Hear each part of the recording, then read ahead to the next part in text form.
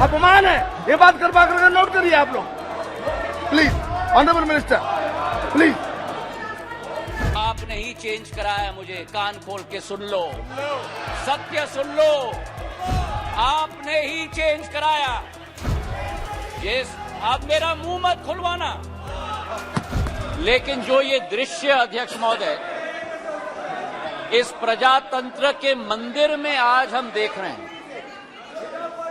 जिस प्रजातंत्र के मंदिर में इस देश की संस्कृति, इस देश का सद्भाव,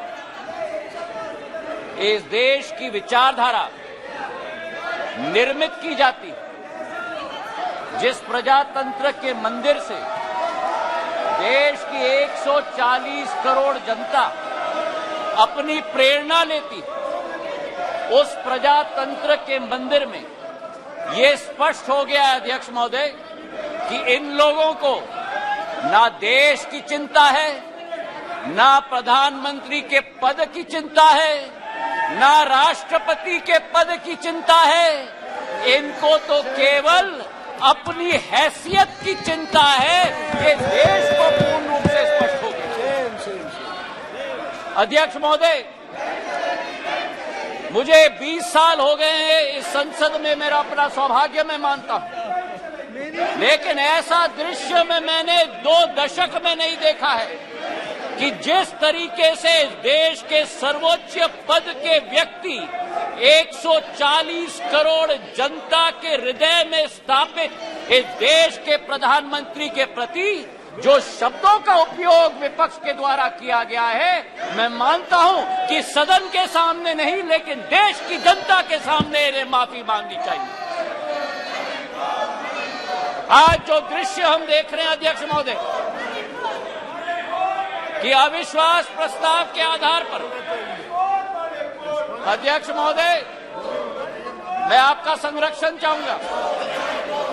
ये बोलने के लिए कभी तैयार हो जाते हैं, लेकिन सुनने के लिए तैयार नहीं होते।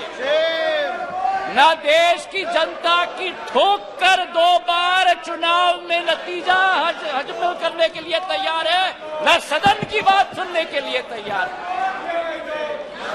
आज जो स्थिति उत्पन्न हुई है अध्यक्ष महोदय, जो अविश्वास प्रस्ताव लाया गया, सर आपका संरक्षण मैं चाहता हूं, इनको कंट्रोल किया जाए। देश की जनता ने तो अपना पूरा परिणाम इनके चेहरे पे दिखा दिया। जो जनता के सामने नहीं कर पा रहे, वो आज सदन में बैठ के कोशिश कर रहे हैं करने के लिए। जो अविश्वास प्रस्ताव इनके द्वारा यहां लाया गया, यह अविश्वास प्रस्ताव मणिपुर की बात नहीं है। मिशन मणिपुर के आड़ में ये अपनी राजनीतिक रोटियां सेकने के लिए आज यहां उपस्थित हुए हैं। पिछले 2 दिन से मैं सुन रहा हूं अध्यक्ष महोदय, हम इनको भी बता दें कि अगर ये इनका वर्ताव रहा तो इनकी बात भी इस प्रजातंत्र के मंदिर में हम सुनने नहीं देंगे। पूर्ण रूप से स्पष्ट करना चाहते हैं अध्यक्ष महोदय, जो इस क्षेत्र में और इस सदन में प्रस्तुतिकरण हुई है, ये वो बादल है जो गरजना चाहते हैं लेकिन बरसते नहीं। ये वो बादल है जो चर्चा में रहना चाहते हैं लेकिन चर्चा सुनना नहीं चाहते। अध्यक्ष महोदय, आज अध्यक्ष महोदय ये अविश्वास प्रस्ताव जो लाया गया है, सारे आवश्यक विमर्श एक तरफ रखे गए हैं और इनकी हट एक तरफ है। हमारे देश के प्रधानमंत्री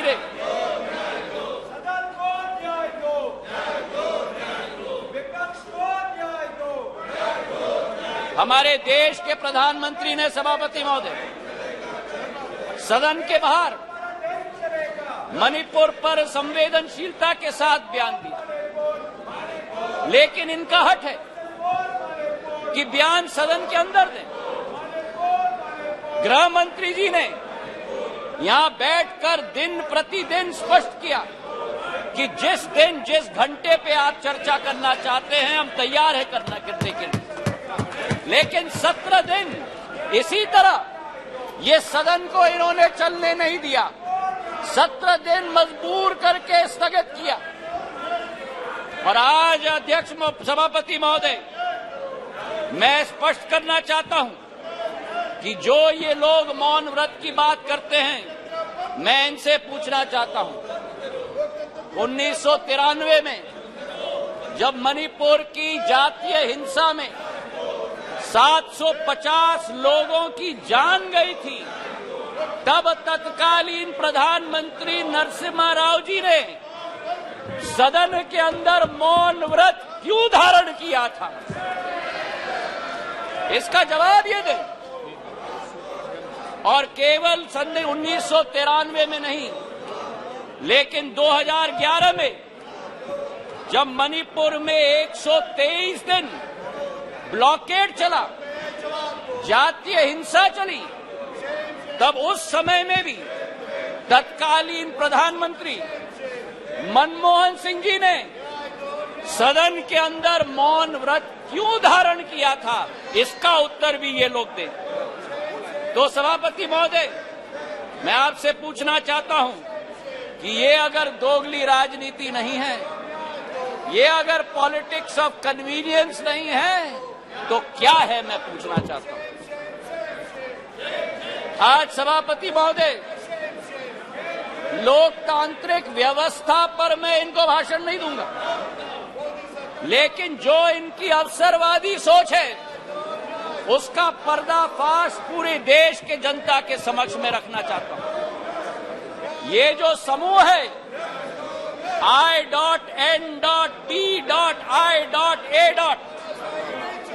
इस समूह में एक प्रोफेसर हैं जो मोरालिटी की बात करते हैं, सिद्धांतों की बात करते हैं, मूल्यों की बात करते हैं, लेकिन प्रतिनिधित्व वो एक ऐसे दल के करते हैं जिन्होंने भ्रष्टाचार की नई कीर्तिमान स्थापित की। इस I.N.D.I.A. समूह में एक ऐसी समूह की नेत्री है, जिस समूह की नेत्री सोचती है कि कश्मीर को भारत के साथ जोड़ना सबसे बड़ी भूल है। ये इनका असली चरित्र है। मुझे लगता है आप बहाना ढूंढ रहे हैं बाहर जाने का। ये उचित नहीं है, ये उचित नहीं है। कार्यकर्ता ने आपने अविश्वास प्रस्ताव लाया, उसका उत्तर सुनिए आप। ये बिल्कुल मर्यादाहीन व्यवहार करना, उसके बाद वॉकआउट करना, ये लोकतांत्रिक संसदीय व्यवस्था की दृष्टि से उचित नहीं है। नो, बिल्कुल गलत बात है ये। आपका इस प्रकार से बहाना लेकर के बाहर जाना, ये बिल्कुल संसदीय व्यवस्था का अपमान है। ये बात कृपा करके नोट करिए आप लोग, प्लीज। Honourable minister, please.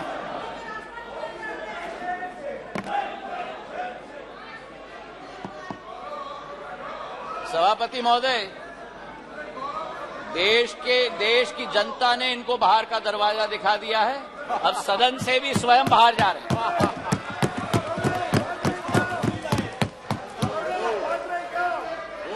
इन्हें तो सभापति महोदय अपने अविश्वास प्रस्ताव पे स्वयं ही विश्वास नहीं है।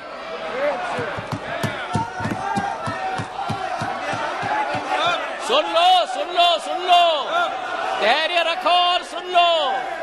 इतने उत्तेजित मत हो। जो देश की जनता ने परिणाम दिया है वो स्वीकार करो। अब सभापति महोदय, इनके जो एक समूह है I.N.D.I.A. घमंडिया समूह, उस समय में समूह में आम आदमी पार्टी के कार्यकर्ता ने स्वयं यूपीए सरकार पर 2G और कोल स्कैम का PI लगवाया, और आज कांग्रेस का हाथ आपके साथ। ये स्थिति अंदर की बात। और वही स्थिति सभापति महोदय हमारे टीएमसी के साथी यहां बैठे हुए थे, जिस टीएमसी के बारे में अधीर दा रोज इस सदन में लपक लपक कर भ्रष्टाचार की बात करते थे, चिटफंड की बात करते थे, अपने संसदीय क्षेत्र में कार्यकर्ताओं की कत्लों की बात कर रहे थे। आज वही कांग्रेस पार्टी और वामपंथी दल हाथ में हाथ उस टीएमसी के साथ मिला रहे हैं। सभापति महोदय, तो ये इनकी असलियत है। और जो मैं कहना चाहता हूं सभापति महोदय कि अगर इन लोगों को अपने गठबंधन में एक दूसरे के विरोधी होकर भी सत्ता के लालच के साथ पूरे तरीके से कुनबे की तरह साथ में आ रहे हैं। आरजेडी और जेडीयू की बात करें, लालू प्रसाद यादव जी पर जो रोजगार का आरोप लगाया था, जमीन पर रोजगार का एक्ट का आरोप लगाया था, वो जेडीयू के वर्तमान के अध्यक्ष ने स्वयं सीबीआई को सबूत अपने हाथों से दिलवाया था। और आज दोनों हाथ में हाथ मिलाकर चल रहे हैं। ये संविधान बचाने की बात करते हैं सभापति महोदय, ये क्या अपना ईमान पहले बचा पाएं, उसका उत्तर देश की जनता को दें। आज सभापति महोदय विचित्र स्थिति है। आगे ये नाटक कर रहे थे, आगे क्या नाटक करते हो? आपका स्वागत है, अंदर जाता है। बहुत बढ़िया ड्रामा कर रहे हैं। आपका स्वागत है। आज बड़ी विचित्र स्थिति है सभापति महोदय कि जिनके दिल नहीं मिलते वे दल मिल चुके, जिनके दिल नहीं मिलते वे दल मिल चुके हैं, और जिनके इतिहास में वैचारिक या व्यवहारिक संबंध या सिद्धांतिक संबंध न हो, वो आज लोकसभा चुनाव के लिए एक साथ होकर लोकतंत्र बचाने की आवाज लेकर आज सदन में आए। जहां मणिपुर हिंसा की बात की गई सभापति महोदय, इस मणिपुर की घटना का इस्तेमाल या मैं कहूं दुरुपयोग करके अपना लॉन्च पैड बनाने की ये कोशिश कर रहे हैं। जो मणिपुर में घटना घट रही है ये निंदनीय है, घोर निंदनीय है।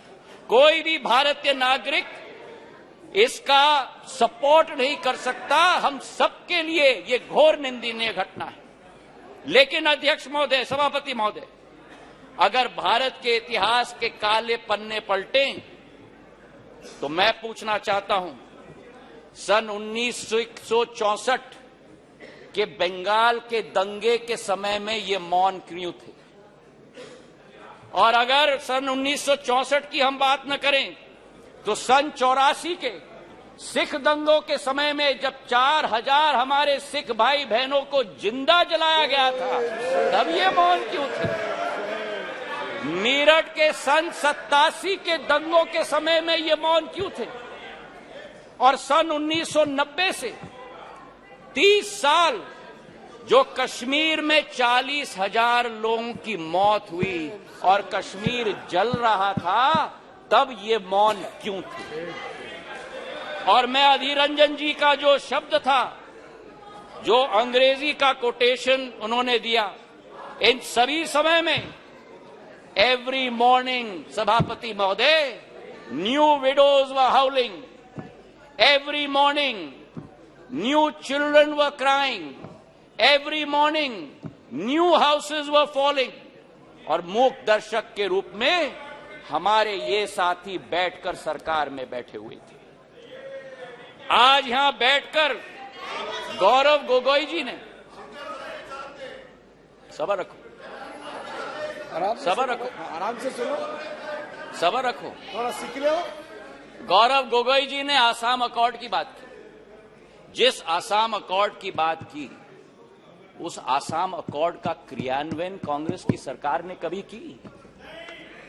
आज मैं पूछना चाहता हूं कि हमारे पड़ोसी देश बांग्लादेश के साथ 68 वर्षों में हमारे बॉर्डर को निर्धारित नहीं किया था। 2014 में जब प्रधानमंत्री जी ने शपथ ली, 1 साल के अंदर बांग्लादेश का बॉर्डर निर्धारित करने का काम प्रधानमंत्री नरेंद्र मोदी जी ने किया। अगर सच्चाई मैं बताऊं, प्लीज उत्तेजित मत हो, उत्तेजित मत हो गौरव। नो अगर बोलते हो तो सुनने की क्षमता रखो, सुनने की क्षमता रखो। बैठिए। जनता ने गौरव आपकी चिल्लाने को आप बैठ नकार जाइए, दिया। बैठ जाइए। सभापति महोदय, नॉर्थ ईस्ट की सारी समस्या कांग्रेस की तुष्टीकरण की राजनीति के साथ शुरुआत हुई, जब उनको अपनी फायदा नॉर्थ ईस्ट में विदेशी घुसपैठियों को अंदर लेकर उनको नागरिकता देने की कावियात की शुरुआत और शरण और पहचान देने की कावियात की शुरुआत। चार्जशीट सभापति महोदय बड़ी लंबी है। 1960 के दशक में जब मणिपुर में अलगाववादी समूह ने हिंसा की शुरुआत की, जब वो जन्म हुआ तो वो कौन था जो उनके साथ बैठकर चर्चा करने के लिए तैयार था? वो कौन था जिन्होंने उनके साथ बैठकर समझौता किया? और आप भूल गए 1993 में जब 123 दिन मणिपुर जल रहा था, आपकी सरकार यहां भी थी, आपकी सरकार यहां भी थी, आपकी सरकार यहां भी थी और आपकी सरकार वहां भी थी। और आज आप मणिपुर के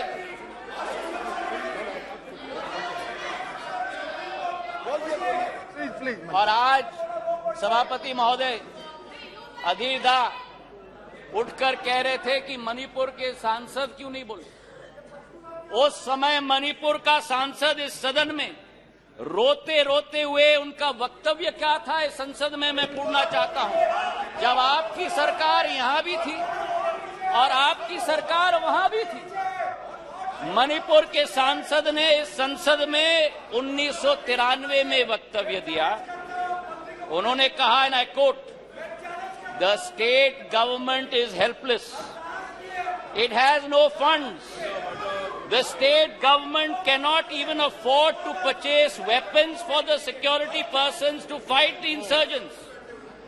Please, ये सुनिएगा, please think that Manipur is a part of this country.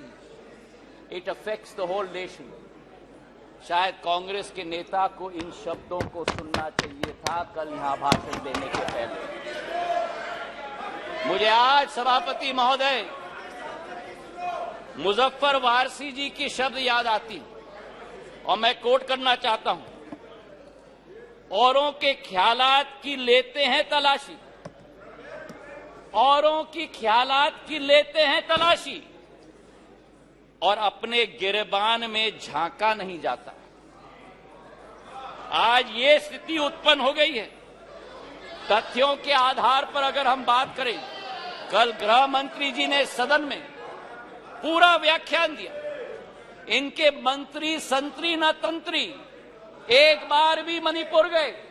हमारे गृह मंत्री 3 दिन वहां रात दिन बिताए हैं। हमारे राज्य मंत्री ने 23 दिन, नित्यानंद राय जी ने मणिपुर में बैठकर स्थिति का जायजा लिया। आज राहत राशि वहां पहुंची है, अनाज पहुंचा है, वर्चुअल सिस्टम से स्कूल्स चल रही हैं, आर्मी की फोर्स पहुंची है, इवैक्यूएशन में हम मदद कर रहे हैं। जो भी हम लोग कोशिश कर रहे हैं, और आंकड़े की आप बात करते हो तो आंकड़े की पुष्टि करो। ये पिछले 9 साल मणिपुर में सबसे शांतिपूर्ण समय रहा है इंसर्जेंसी के दृष्टिकोण से। आपके 10 साल से 3 गुना कम इंसर्जेंसी हुई है और 6 गुना कम सिविलियन डेथ्स आज मणिपुर में हुआ है। सभापति महोदय,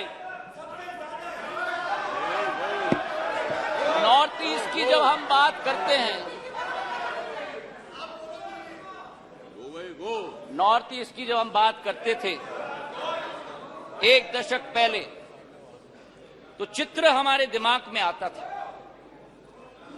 हिंसा का चित्र आता था, आतंक का चित्र आता था, अस्थिरता की चित्र आती थी। और उसके पीछे एक कारण है। उसके पीछे कारण यह है कि दशकों से जो सरकार रही थी, उनकी सोच विचारधारा थी कि अगर बॉर्डर विलेजेस में और उत्तर पूर्वी क्षेत्र में अगर विकास किया तो वहां जागरूकता उत्पन्न होगी, इसलिए उन्हें विकास से वंचित रखा जाए। हमारे प्रधानमंत्री ने 2015 में देश के प्रधानमंत्री ने पहला कदम लिया।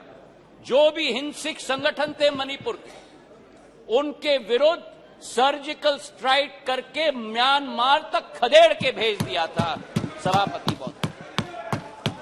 और उसके बाद पहला कदम जो लिया, विकास व्यापक सोच के साथ, एक विचारधारा के साथ, उन्होंने एक विकास का मंत्र दिया सभापति महोदय, विकास का मंत्र दिया हीरा, क्योंकि उत्तर पूर्वीय क्षेत्र भारत का हीरा है। हीरा मतलब हाईवे, हीरा मतलब इंटरनेट, हीरा मतलब रेलवेज, हीरा मतलब एविएशन। और जिस उत्तर पूर्वी क्षेत्र में केवल 2500 करोड़ का रेलवे बजट होता था, आज 10,000 करोड़ रुपए का रेलवे बजट है। सभापति महोदय, आपको आश्चर्य होगा कि मेघालय जैसे राज्य को 100 साल इंतजार करना पड़ा, जब तक प्रधानमंत्री नरेंद्र मोदी जी नहीं बने, कि मेघालय को अपने 100 साल में पहला स्टेशन मिला जब बीजेपी और एनडीए की सरकार थी। नागालैंड को 100 साल बाद शोकुवी में एक रेलवे स्टेशन, दूसरा रेलवे स्टेशन मिला। और इसी के साथ साथ जब यूपीए की सरकार थी, उस समय सड़क की प्रगति और विकास, गडकरी साहब यहां बैठे हुए हैं, 1.5 किलोमीटर प्रतिदिन की कछुआ चाल के आधार पर चलती थी। प्रधानमंत्री नरेंद्र मोदी जी और गडकरी जी की जोड़ी ने आज उत्तर पूर्वी राज्य में 3.5 किलोमीटर प्रतिदिन की रफ्तार से आज सड़क बनाने का काम किया। हाईवेज और ब्रिजेस की जाल बनी। किरेन रिजिजू के साथ मेरा प्रवास वहां हुआ है। हमने दोनों देखा है कि भारत में अगर पानी पर सबसे लंबा पुल बना है, तो अगर कहीं बना है तो ढोला सदय ब्रिज ब्रह्मपुत्र पर हमारे असम के राज्य में बना हुआ है। और उसी के साथ किसी ने कभी कल्पना नहीं की थी उत्तर पूर्वी राज्यों के बारे में, पर उत्तर पूर्वी राज्यों को विश्व के साथ जोड़ने का अगर संकल्प किसी का रहा, तो भारत को म्यांमार और थाईलैंड के साथ सुपर हाईवे बनाने का काम प्रधानमंत्री नरेंद्र मोदी जी का रहा। मुझे तो आश्चर्य हुआ सभापति महोदय कि इनके अरुणाचल प्रदेश और सिक्किम, हमारा भी है पर मेरे साथी हैं, अरुणाचल प्रदेश के हमारे वहां के भी सांसद मेरे साथी, पर अरुणाचल प्रदेश और सिक्किम, दो उत्तर पूर्वी राज्यों में आजादी के 67 वर्ष बाद भी एक भी एयरपोर्ट नहीं। 9 सालों में अरुणाचल में एक नहीं लेकिन 3 एयरपोर्ट, तेजू, पासीघाट और होलोंगी बनी है, और सिक्किम में पाक्योंग। जिस अरुणाचल प्रदेश में केवल 9 हवाई अड्डे थे, आज उस अरुणाचल प्रदेश में सभापति महोदय 17 हवाई अड्डे हैं। 17 हवाई अड्डे। जो 7 सिस्टर्स कहलाती थी, उस समय में ये 7 निग्लेक्टेड सिस्टर्स थी। लेकिन प्रधानमंत्री जी के आने के बाद आज उत्तर पूर्व में प्रधानमंत्री जी के पूर्वोदय के मंत्र के साथ विकास का एक नया उदय पूर्वोदय में हो रहा है। मुझे दुख भी हुआ सभापति महोदय, और मुझे आश्चर्य भी हुआ। हमारी कोशिश रहती है कि इस संसद में कभी भी व्यक्तिगत आक्षेप, हम एक दूसरे के साथ सहमत न हो, हम एक दूसरे की नीतियों पर, हमारी नीयत पर कटाक्ष जरूर करें, पर व्यक्तिगत आरोप कभी नहीं होना चाहिए। और जो आरोप इस हाउस में किया गया कल सभापति महोदय, मुझे आश्चर्य भी हुआ और दुख भी हुआ जब राहुल गांधी जी ने सदन में कहा कि प्रधानमंत्री के लिए मणिपुर हिंदुस्तान का भाग नहीं। मैं बताना चाहता हूं आपको सभापति महोदय कि जिस प्रधानमंत्री ने उत्तर पूर्वी राज्य को विश्व के साथ जोड़ा है, जिस प्रधानमंत्री का उत्तर पूर्वी क्षेत्र के साथ दिल का रिश्ता है, जिस प्रधानमंत्री ने भारत के दुश्मनों को उत्तर पूर्वी राज्य से खदेड़ कर बाहर कर दिया हो, जिस प्रधानमंत्री के रोम रोम में भारत माता बसती हो, जिस प्रधानमंत्री ने भारत कश्मीर को भारत के अभिन्न अंग बनाने के लिए अनुच्छेद 370 रद्द किया हो, श्यामा प्रसाद मुखर्जी के सपने को एक विधान, एक प्रधान और एक निशान को साबित किया हो। मैं बताना चाहता हूं विपक्ष को, सभापति महोदय, कि भारत को अलग अलग टुकड़ों में देखने की विचारधारा आपकी है, हमारी नहीं। हमारे सभापति महोदय, बैठो बैठो बैठो, आराम से बैठो। आपने ही चेंज कराया मुझे, कान खोल के सुन लो, सत्य सुन लो, आपने ही चेंज कराया। जिस अब मेरा मुंह मत खुलवाना। सभापति महोदय, जिस अविश्वास प्रस्ताव को ये लेके आए, इसका सत्य देश की जनता के समक्ष होनी चाहिए। जिस तरह से एक एक वर्ग का विश्वास तोड़ा गया है और जिस तरीके से प्रधानमंत्री जी ने एक एक वर्ग का अविश्वास को विश्वास में परिवर्तित किया है, वो सत्य आज इस सदन के द्वारा देश की जनता के समक्ष जानी चाहिए। किसान, सभापति महोदय, इस देश की रीढ़ की हड्डी, 60% आबादी हमारी कृषि प्रधान राष्ट्र है, लेकिन अगर किसान का पीठ तोड़ने वाला कोई कालखंड रहा तो 2014 के पहले रहा। आज हमारा किसान को समर्थन मूल्य पर्याप्त मात्रा में मिल रहा है, उसकी खरीदगी पर्याप्त मात्रा में हो रही है। आज हमारे किसान कितने उत्तेजित हो रहे हैं। सभापति महोदय, खुजली बहुत आती है, खुजली बहुत आती है, खुजली बहुत आती है। आज हमारे किसान को, सभापति महोदय, धान की खरीदी में 90% वृद्धि हुई है, गेहूं की खरीदी में 75% वृद्धि हुई है। नरेंद्र सिंह जी यहां बैठे हुए हैं। हमारे समर्थन मूल्य की हम बात करें, 2014-15 में धान की एमएसपी 1360 थी, आज धान की एमएसपी 2183 है, 60% की वृद्धि हुई है। कल कपास की बात की गई, कपास की एमएसपी हम बात करें, कपास की एमएसपी 3350 रुपए होती थी, आज वही कपास की एमएसपी बढ़कर 6620 हो चुकी है, 80% की वृद्धि हो गई। सोयाबीन की एमएसपी 2560 रुपए होती थी, आज 4600 रुपए हो चुकी है, 80% की वृद्धि हुई है। तो जहां हमारे देश का किसान, हमारे देश का अन्नदाता समृद्ध हो चुका है, उसी के साथ साथ किसान के लिए जो सीमांत हमारा कृषक है, 80% हमारा कृषक आज भी सीमांत कृषक है, उसके लिए एक सुरक्षा कवच के रूप में किसान सम्मान निधि के जरिए 6000 रुपया प्रति वर्ष 11.5 किसानों के खातों में 2,40,000 करोड़ रुपए प्रधानमंत्री ने पहुंचाने का कार्य किया। यही अंतर है तुष्टीकरण और संतुष्टीकरण के बीच में, सभापति महोदय।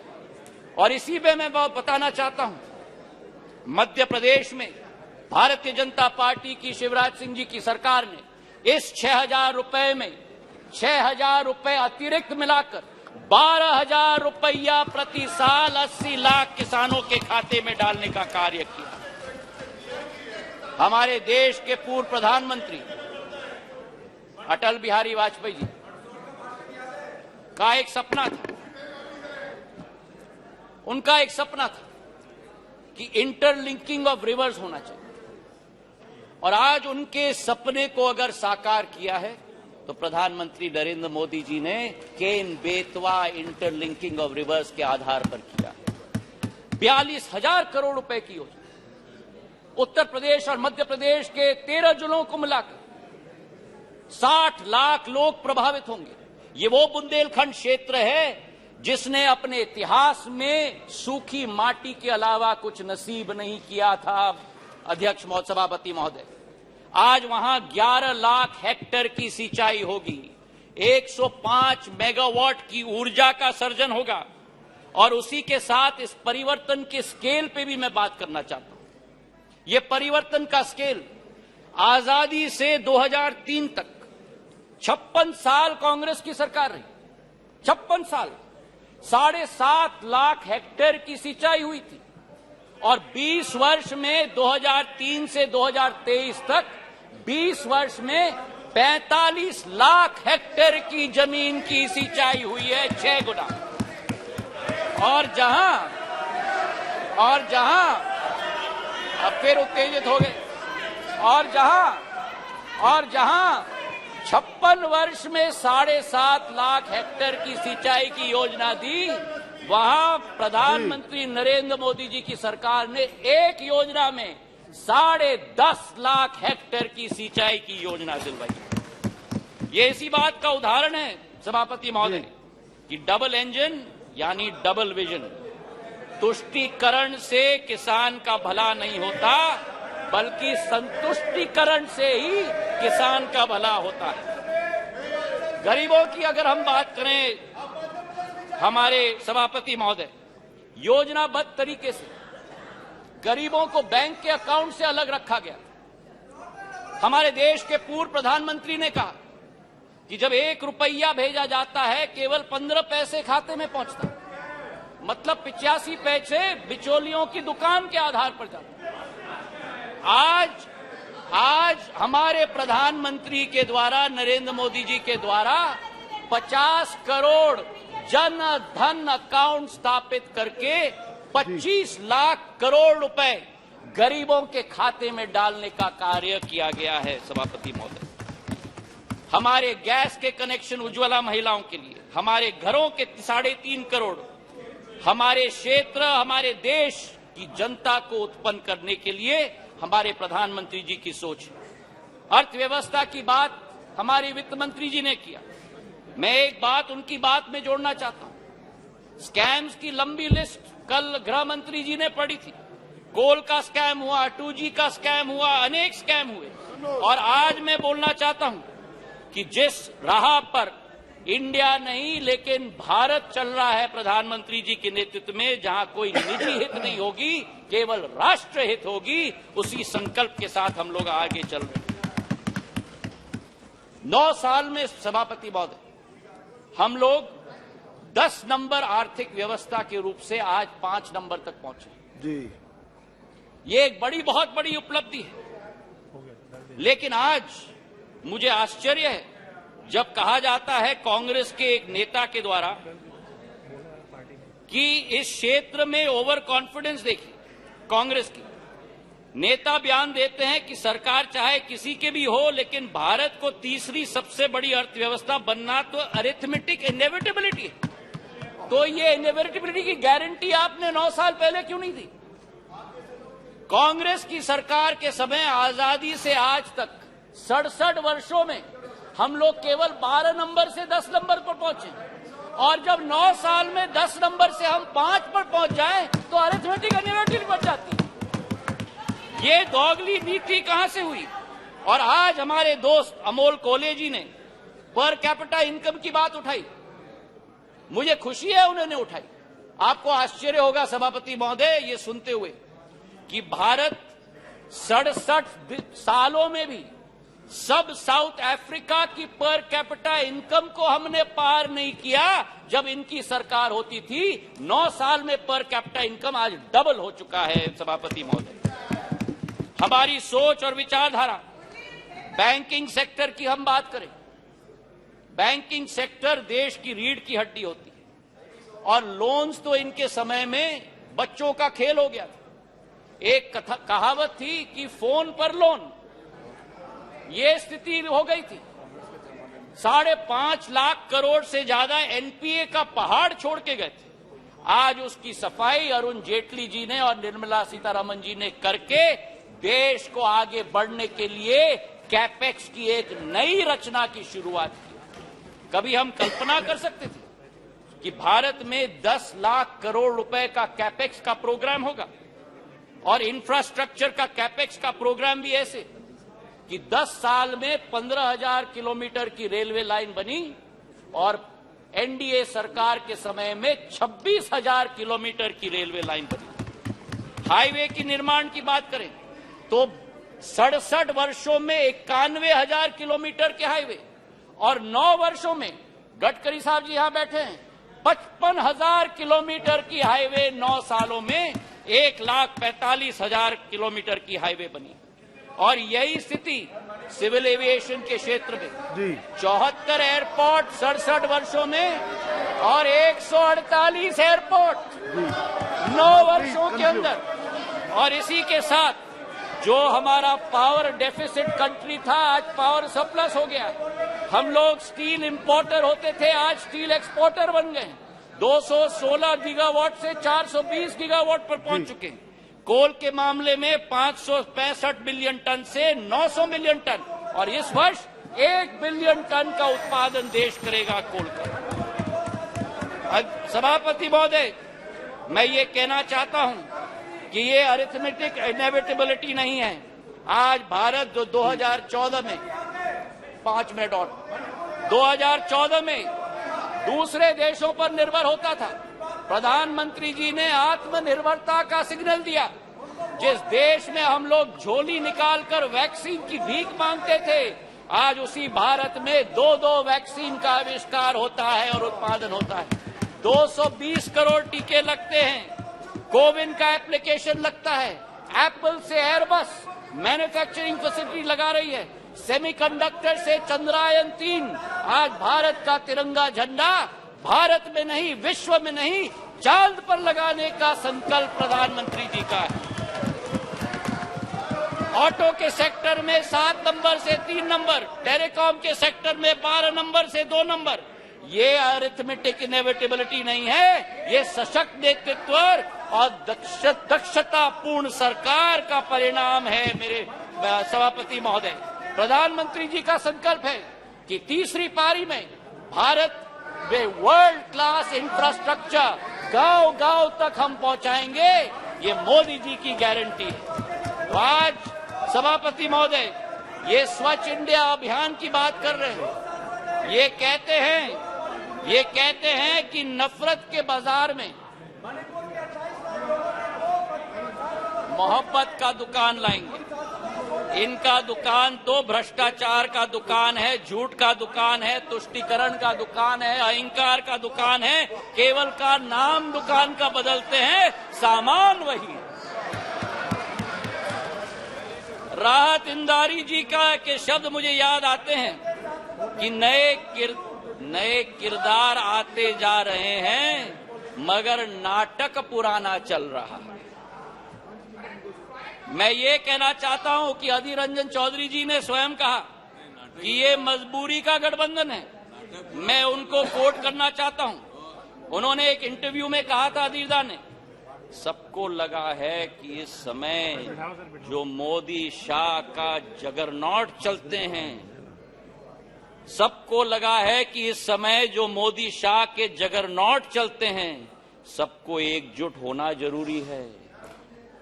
ये मजबूरी है। पॉलिटिक्स में तो मजबूरी रहती है। आज ये अविश्वास प्रस्ताव इसलिए लेके आए हैं। मैं ये पूछना चाहता हूं कि कौन सी इंडिया की आवाज ये उठाते हैं जब विदेश जाकर 2 इंडियाज की बात करते हैं। ये कौन सी इंडिया की आवाज उठाते हैं जब गलवान में हमारे सेना के शौर्य और उसी के साथ सर्जिकल स्ट्राइक पर उंगली उठाते हैं। ये कौन से इंडिया की आवाज करते हैं जो कोरोना जैसी भीषण समस्या में राजनीति पर उतर जाते हैं। और आज पिछले 2 दिनों से सभापति महोदय, मैं सुन रहा हूं विपक्ष को, कोई महाभारत की बात कर रहा है, कोई रामायण की बात कर रहा है, कोई राम की बात कर रहा है, कोई रावण की बात कर रहा है। अच्छा है कि आज धर्म की बहुत याद आई इनको। कोई जनेऊधारी है, कोई मंदिर की परिक्रमा कर रहे हैं, कोई यज्ञ आयोजित कर रहे हैं, कोई पार्टी तो अपने संकल्प पत्र में डाल रहे हैं कि राम वन गमन पथ का हम संकल्प करते हैं। मैं इनको स्पष्ट रूप से बताना चाहता हूं, ये मुखौटा नहीं चलेगा। हमारी देश की आज 140 करोड़ जनता की आस्था और पीढ़ियों की सपना हमारे मर्यादा पुरुषोत्तम भगवान राम का भव्य मंदिर अयोध्या में प्रधानमंत्री नरेंद्र मोदी बनाने जा रहे हैं। तो आज इनको मैं कहना चाहता हूं कि तीसरी बार भी, 2 बार आपको रिजेक्ट किया है, तीसरी बार भी प्रचंड बहुमत के साथ एनडीए की सरकार यहां स्थापित होगी।